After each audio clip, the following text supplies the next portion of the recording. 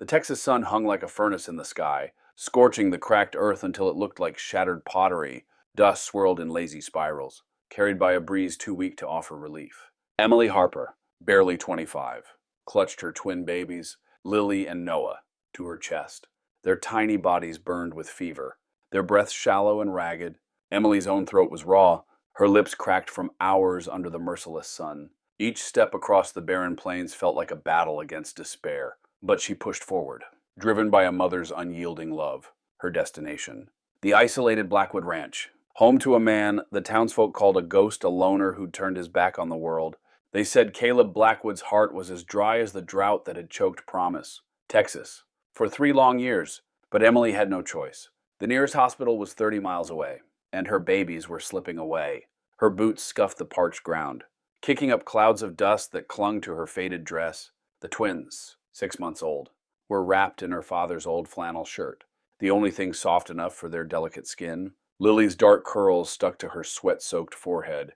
Noah's usually lively hands lay limp. Emily's heart pounded with every faltering step, her mind a storm of fear and determination. She'd traded her wedding ring for medicine that had run out 2 days ago. The town doctor had shaken his head, his eyes heavy with defeat, and said he'd done all he could. Then, a whisper from a neighbor, Caleb Blackwood, the rancher who'd once been an army medic, might have supplies others didn't. It was a long shot, but it was all she had. The horizon shimmered, playing cruel tricks with distance. What looked like a mile stretched into 3, then 5. Emily's legs trembled, blisters burning with every step. She sang softly to the twins' lullabies, hymns, anything to drown out the terror clawing at her chest. "Just a little farther, my darlings," she whispered, though she wasn't sure if she was reassuring them or herself. The canteen in her apron was nearly empty. She'd used most of the water to wet the twins' lips. Her own thirst was a dull ache she ignored. A mother's body, she'd learned, could endure almost anything when her children's lives were at stake. Through the heat haze, a fence line appeared, its weathered posts crowned by a sign too faded to read. Emily's pulse quickened, hope flaring despite her exhaustion. The twins had grown so still, their shallow breaths the only sign they were still with her. Her vision blurred, the world tilting as her strength waned. She stumbled, catching herself on a post, her fingers leaving a dusty print in the dirt. The gate to Blackwood Ranch loomed ahead, and beyond it, a lone figure stood on the porch of a weathered ranch house, a German shepherd at his side. Emily's knees buckled. "Please," she gasped, her voice barely a whisper. The ground rushed up to meet her, and the world went dark. Caleb Blackwood had been awake since before dawn, as he always was. At 62, his body carried the weight of years, decades of sun and storm etched into his weathered hands, his gray eyes shadowed by loss. He sat on his porch, a tin cup of coffee as black as his mood cradled in his grip. The sunrise painted the horizon in fiery hues, mocking the barren land below. His ranch, 1,000 acres of cracked earth and stubborn cattle, was a testament to endurance, much like the man himself. The sign above his gate, Blackwood, creaked in the breeze, its letters nearly erased by time. Caleb hadn't bothered to repaint it. It suited him faded, forgotten, left alone. Inside, silver-framed photographs gathered dust on the mantel. He hadn't touched them in years, but they lingered like ghosts. One showed a younger Caleb, an army medic in a forgotten war, his face alight with purpose. Another captured his late wife, Clara, her smile warm enough to thaw even his hardened heart. She'd been gone 15 years, taken by a sickness he couldn't cure despite all his training. The memory still cut like a knife, sharp and unyielding. Caleb pulled on his boots, the leather creaking with familiarity, and stepped outside. His dog, Scout, at his heels. They checked the well first, a daily ritual of dwindling hope. The water level had dropped another inch. He marked it in his ledger, the neat handwriting a stark contrast to the chaos of the drought. The numbers whispered a truth he couldn't ignore. Time was running out. In town, they called him the Hermit of Blackwood Ridge. Some said he was bitter, others just broken. The truth was simpler. Solitude was easier. It didn't ask him to explain why he set 2 places at his table every Sunday, or why he turned away the church ladies with their casseroles in pity. But today, as he scanned the horizon through his binoculars, a figure appeared, a woman, staggering through the dust, clutching something to her chest. Babies.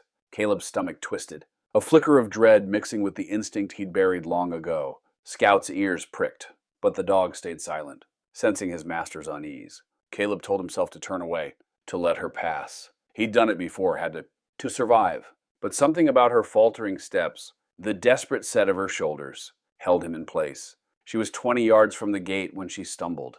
15, and he could hear her labored breathing. Then, and he saw the twins' faces, flushed with fever, their tiny features drawn with sickness he recognized from his medic days. 5 yards, and their eyes met hers pleading, his caught in a memory of another desperate gaze. 15 years ago, when he'd prayed for a miracle that never came, when she collapsed.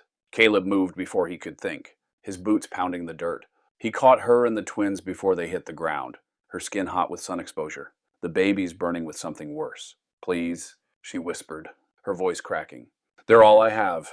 Her hand left a dusty print on his gate, a silent cry for help. Caleb felt it like a weight, heavier than all his years of isolation. Scout, house, he barked, and the dog bounded ahead. Caleb gathered Emily and the twins, his arms remembering a strength he thought he'd lost. The gate creaked shut behind him, a sound like the closing of one life and the opening of another. Inside, he laid them on his bed, the same bed where Clara had taken her last breath. Muscle memory took over. He pulled a battered medical kit from under the bed army issue.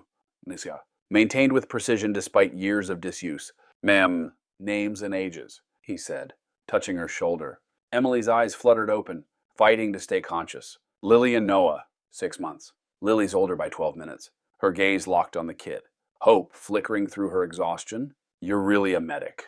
3rd Infantry Division, Caleb said, already checking the twins' pulses.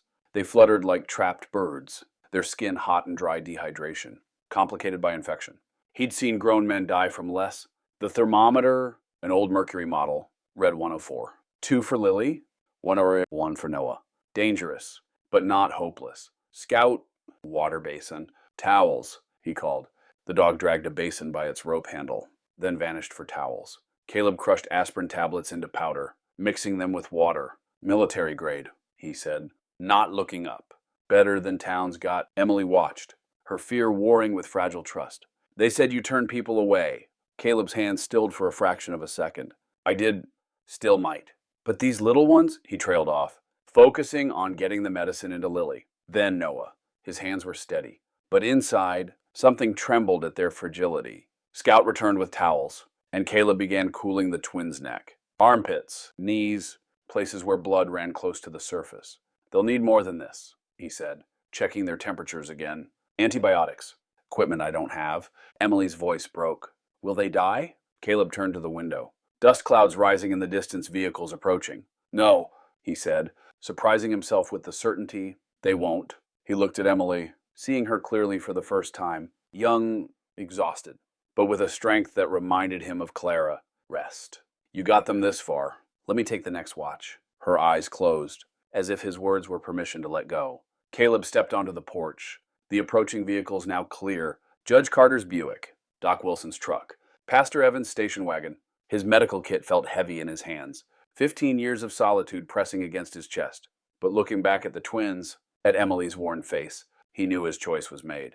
The bulletin board outside Miller's General Store was a patchwork of desperation, notices for well digging, farm equipment sales, prayers for rain. Inside, Clara Miller, no relation to Emily, wiped the counter, listening as Judge Carter argued with Pastor Evans about cloud seeding. Waste of money. The judge growled, his cane thumping the floor. The Methodists in Copper Creek tried it, Pastor Evans countered, his voice gentle but firm. A 1/4 inch of rain, the judge snorted. That's not success. Son, that's desperation in a lab coat. Clara, 38 years behind that counter, had seen the drought change promise. Neighbors who'd once shared Sunday dinners now fought over water rights. The bell chimed as Doc Wilson shuffled in, his medical bag sagging. Coffee? Clara. Strong? She reached for the pot. Emily's twins? Doc nodded, his hands trembling as he took the cup. Used everything I had. Heard she's headed to Blackwood's. Judge Carter spun around. Fool's errand. Man's harder than stale cornbread. Pastor Evans shook his head. Caleb wasn't always that way. Before Clara passed, before's gone. The judge snapped. Now he's got the deepest well in the county and won't share a drop. Clara slammed her rag down. That dragon saved my Tommy's leg in '62. Didn't ask for a penny. The room fell silent, even the judge studying the floor. They all remembered Clara Blackwood's funeral, how Caleb had stood like stone, rejecting every offer of comfort.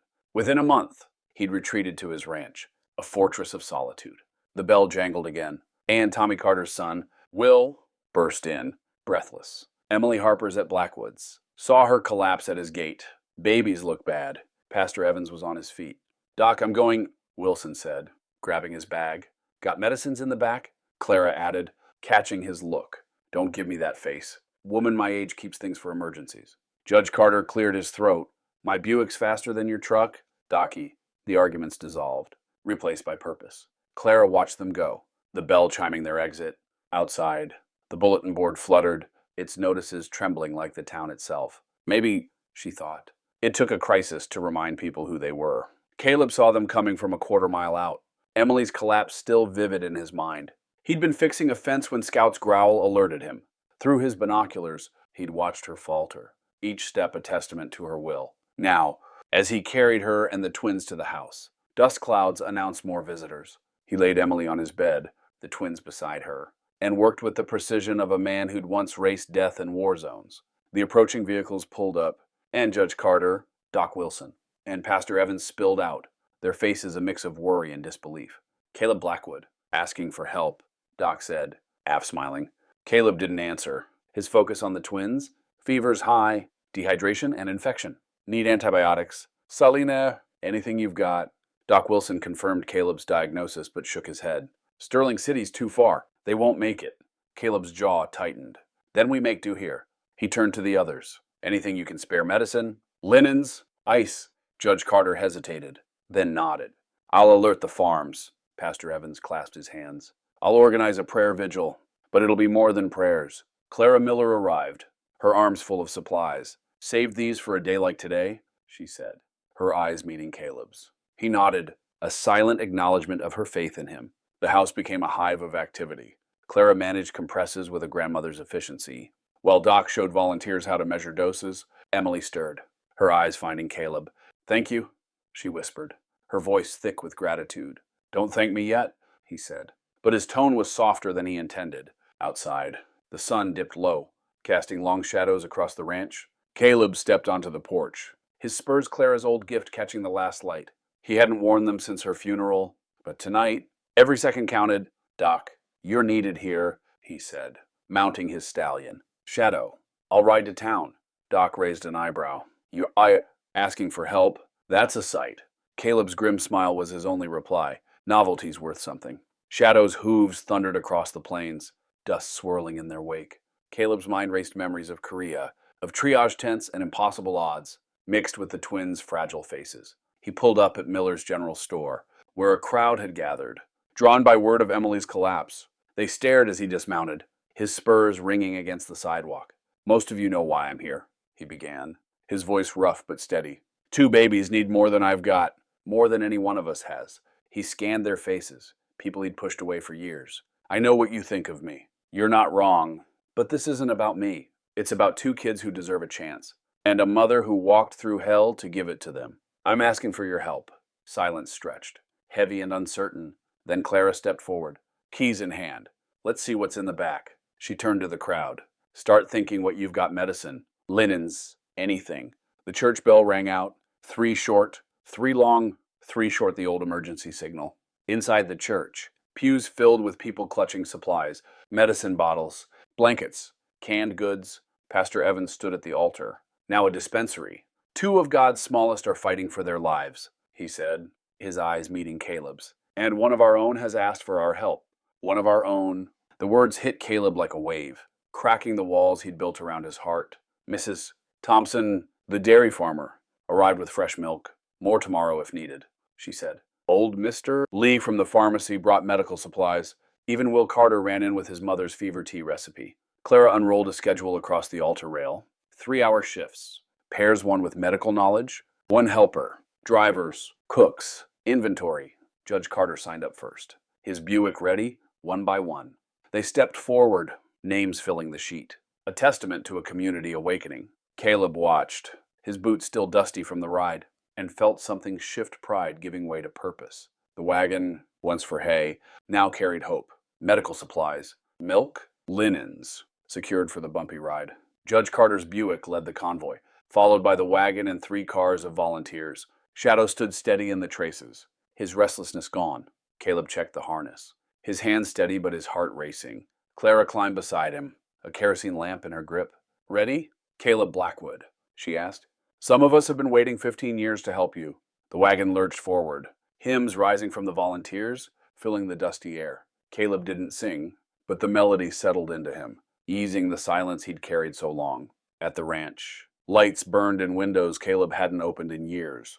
Doc Wilson had found the old oil lamps, making the house feel alive again. Emily sat in Clara's rocking chair, watching her twins. Lily's fever had dropped slightly, Noah's held steady. Time for medicine, Clara announced, her schedule pinned to the wall. Mrs. Thompson warmed milk, showing volunteers how to test its temperature.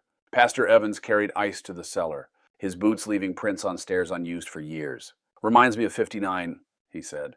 Half the town in your barn during that storm. Caleb paused. A memory surfacing. Clara made soup. Kept it going 3 days. The pastor smiled. She said this place was meant for more than ranching. Upstairs, Doc Wilson reported a small victory. Both twins' temperatures down a quarter degree. Emily's face softened. Tears brimming. Thank you, she said, her voice a prayer to the room. None of that, Clara said, adjusting a compress. Save your strength. The rocking chair creaked, a steady rhythm marking the night. Caleb matched his breathing to it, remembering Clara rocking there by lamplight, her laughter filling the house. Outside, the moon climbed, but inside, time stretched. Each temperature check a battle won or lost. The house held its breath, a community fighting as one. Then, at false dawn, disaster. Doc Wilson's thermometer shattered on the floor, but it was his face that stopped them cold. Lily's spiking again. Went off. Noah's steady. But Lily? Emily half rose, her voice a broken plea. No, please. Caleb crossed to the bed, Lily's labored breathing cutting through him. The army medic surfaced, sharp and focused. Options? Docky. Wilson ran a hand through his hair. We've used everything. The antibiotics need time. But her fever. Clara gripped the doorframe. Ice is low. Judge is getting more. But it's 2 hours. Caleb's voice was flat. She doesn't have 2 hours. He closed his eyes. Clara's voice echoing. Promise me you won't shut them out. His eyes snapped open. The spring. Doc's head jerked up. The hidden spring in the north pasture. Caleb nodded, cold enough to numb your hands. Even in summer. Emily's tears fell, but her voice was steady. Do it. Save my baby. Caleb stripped off his shirt, knowing he'd need to wade in. Clara gathered blankets. Pastor Evans saddled Shadow. I'm coming, Doc said. Packing his bag, Caleb lifted Lily, her heat searing his chest. Emily kissed her daughter's forehead, her hand touching Noah as if to anchor herself. Bring her back, she called as they rode into the dawn. Behind them, the broken thermometer's mercury gleamed like fallen stars. At the spring, Caleb's old medical manual lay open, its pages worn from Korea. He waded in, Lily cradled close, the water stealing his breath. Doc knelt at the edge. Stethoscope ready, slow and steady, he said. Caleb nodded. Memories of frostbitten soldiers at Chosen Reservoir flashing through him, like the boys at Chosen, he murmured. Doc's eyes widened. You were at 86-3 MASH, the miracle medic. Caleb kept his focus on Lily. Long time ago, couldn't save Clara. Though, Lily whimpered, and he adjusted her, feeling her body respond. Heart rate stabilizing. Doc reported. Temperatures dropping. 1 or 3. 5. The sky lightened, the spring reflecting pearl and rose. Caleb felt something stir his gift, long buried. Waking up, Lily's eyes opened, blue as Clara's, clear and alive. Well, little lady, he whispered, his voice thick. We both had some healing to do. Back at the ranch, the coffee pot bubbled, a beacon of warmth. Emily stood on the porch, Noah in her arms. As Caleb and Doc rode in, fever's broken. Doc called, she's going to make it. Emily's knees buckled, Pastor Evans steadying her. Caleb dismounted, Lily sleeping peacefully against him. Inside, Clara wrapped her in blankets, her eyes bright. Coffee's hot, she said, her voice thick. The twins were laid side by side, their faces soft with healing. Emily touched their foreheads, tears falling. I never thought... Drink this, Clara said, pressing a cup into her hands. Thanks can wait. The coffee pot, Clara's old copper pride, filled the room with its rich aroma, mingling with the dawn's light. Caleb hadn't used it since her death, but Clara Miller had found it, sensing its meaning. They'll need antibiotics longer, Doc said, making notes. But with this care, they'll thrive. Mrs. Thompson nodded. Schedule set. Emily and the twins stay here till they're strong. Caleb didn't protest. The thought of silence returning was unbearable. Pastor Evans raised his cup in a toast, the others joining. Through the window, shadow grazed, the ranch waking to a new purpose. Caleb sipped his coffee, the bitterness he'd carried giving way to hope. Days passed, the ranch transforming. Curtains, shut for years, danced in the breeze. The living room became a nursery, Emily rocking in Clara's chair. Volunteers came and went, bringing food, supplies, and news. Letters poured in offers of medicine. Blankets, a supply drive from Copper Creek. Mrs.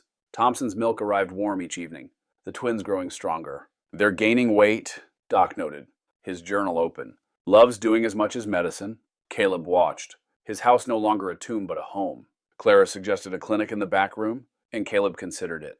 Clara's words about the ranch's purpose echoing. One morning, Caleb and Judge Carter walked to the spring, a bucket in hand. Been here all along? The judge asked. Caleb nodded. Clara called it her secret garden. He dipped the bucket, offering it to the judge. Sweet, Carter said, surprised and cold. Caleb pulled out geological surveys. Artesian aquifer. Could irrigate 4 farms? Maybe more. The judge's eyes lit up.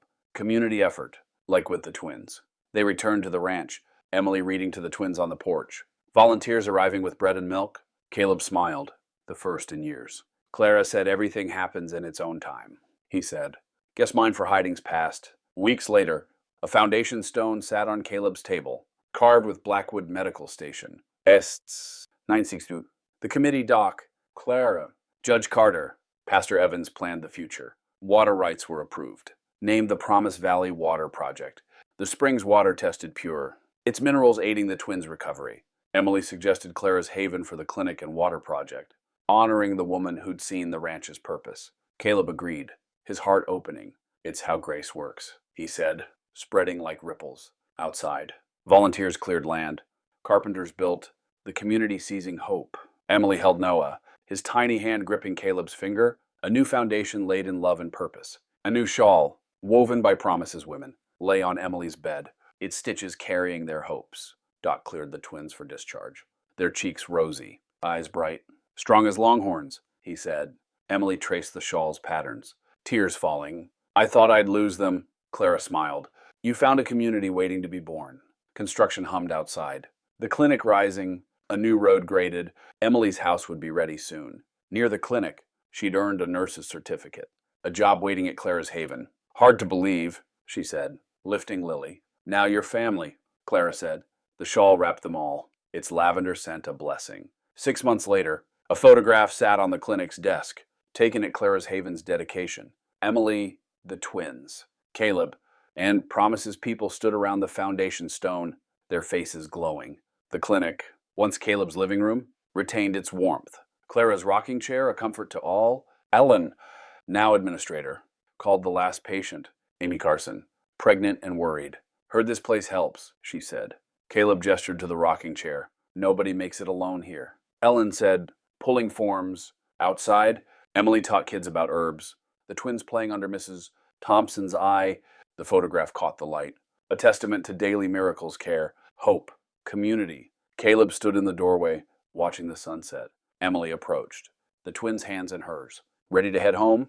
She asked. Home meant promise. The clinic, the spring, the people who'd taught Caleb to live again. Yes, he said, touching his hat. The photograph glowed, a blessing on a new chapter. Hey, folks, if this story touched your heart, hit that subscribe button for One Kind Moment. We're sharing stories of hope and humanity every week. And tomorrow, I've got something extra special lined up. Drop a comment, where are you tuning in from? Let's spread kindness together